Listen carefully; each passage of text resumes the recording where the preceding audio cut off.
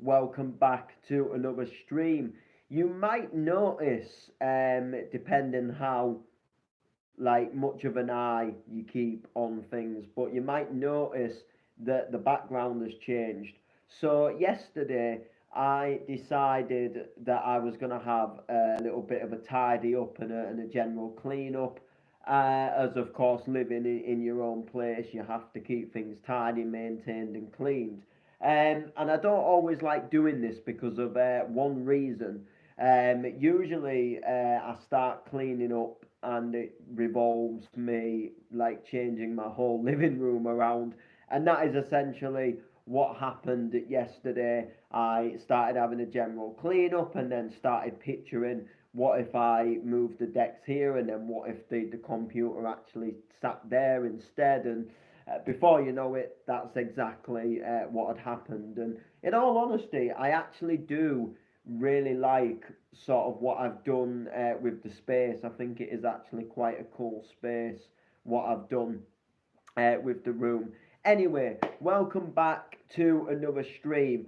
So over the past couple of weeks, we've been doing a lot of streams and we've spoke about some of the favorite events that I played at this year, and we've sort of spoke a lot about how this year has been one of my busiest years for kind of like music and gigging.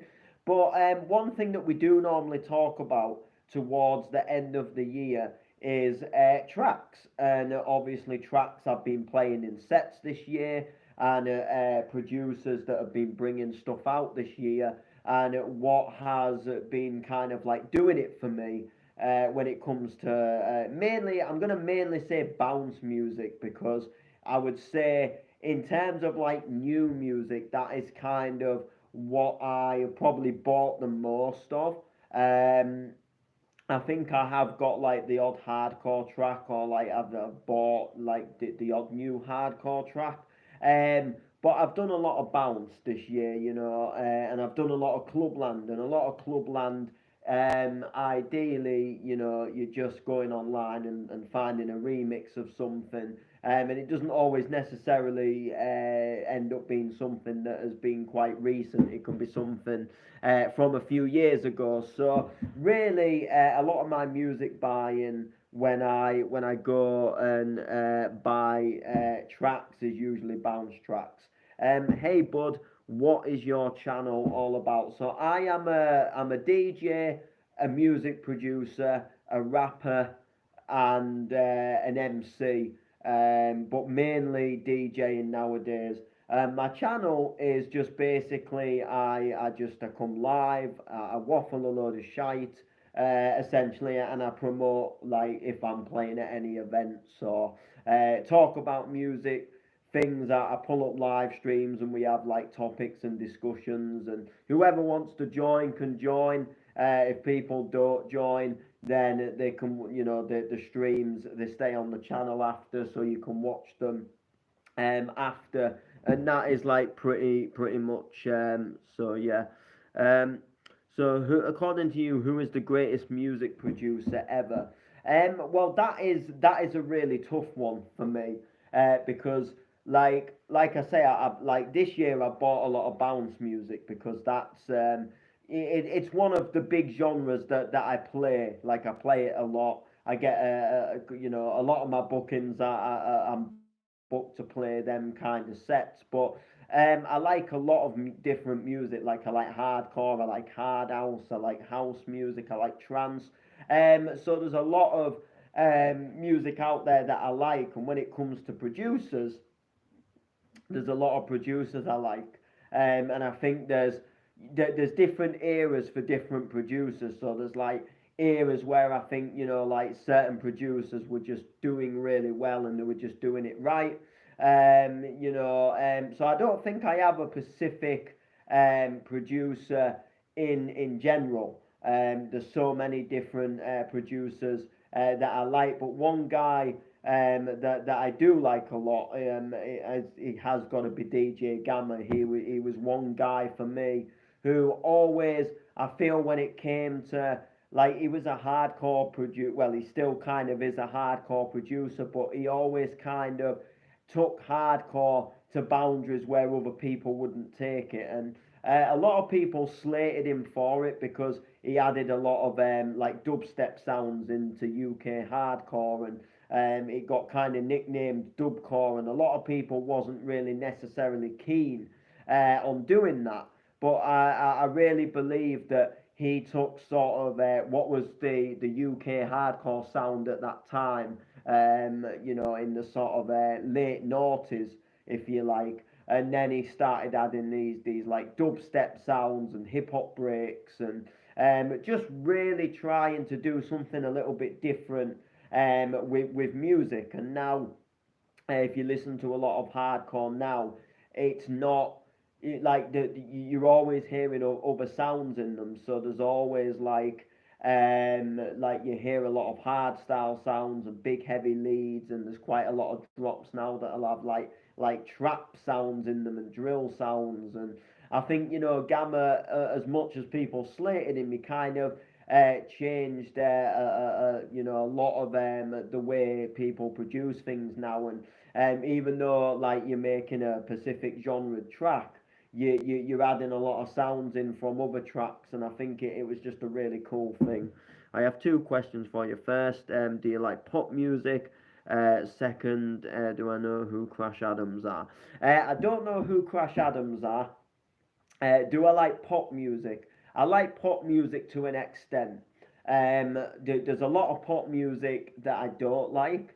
I typically like pop music through the noughties, and then I think sort of I'd sort of say really going into the sort of like 2010s, it went downhill. But I really liked pop music round the late noughties. So when there was like LMFAO and stuff in the charts, and I liked a lot of the like early stuff of Calvin Harris, and I liked a lot of like I didn't mind a lot of the older Rihanna stuff. And I thought there was when the likes of Neo and Jason Derulo was in the charts, I rated some of them songs because they for me they were I suppose looking back now, they were my childhood. So when I was like growing up, and when I was in like secondary school, high school, whatever you want to call it, these tracks were coming out, and these tracks were popping into the charts. And when I was a kid and the radio was on, them songs were popping into the radio. So now they kind of like they for me they've kind of become like bangers from back in the day. Whereas it's really weird because I was brought up around rave music, dance music, house music, and I like a lot of 90s house. I like a lot of retro house. I like old school happy hardcore. And for some reason, like them tracks to me don't sound as old as the 2010 pop tunes. And I think the reason why this is because like the house music and the dance music and the classic tunes, I was brought up with them all my life, so they just kind of existed.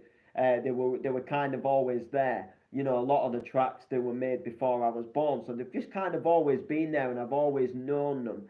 Whereas these kind of like classic like noughties pop tunes, I kind of saw that I was there when they came out, and then I've gradually got them.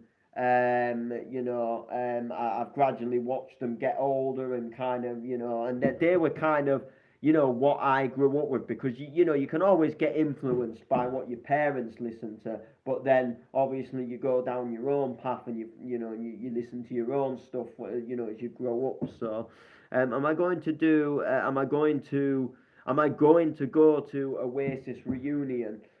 Probably not. Now, don't get me wrong. Nothing against Oasis. They're not, in all honesty, they're not really my cup of tea. There's a couple of tracks I don't mind, but in all honesty, like bands and things, like I do a lot of work with bands now. So a lot of bands. Like I do more with bands now, and I've grown to like bands more, like as I've got older. But back in the day, like I wasn't really into them. So I was all about DJs and clubbing that, and that is still like my main thing.